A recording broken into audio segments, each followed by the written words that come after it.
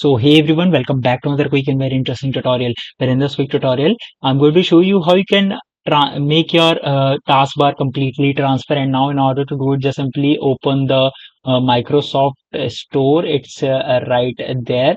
Now here, simply search for an application that is a very little application named Translucent TB. Translucent TB. Just simply install this 2 MB of application on your laptop, and once you start installing it and once it start gets installed on your system, within seconds you will notice that your taskbar have been converted to a translucent taskbar. Now here you're gonna see it is now installed.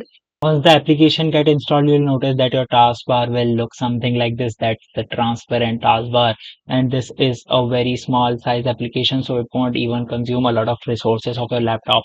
Alright, so that's it for this tutorial. I hope this video will be helpful for you. Make sure to hit the like button and subscribe button for more such helpful and interesting tutorials. See you in the next one. Take care.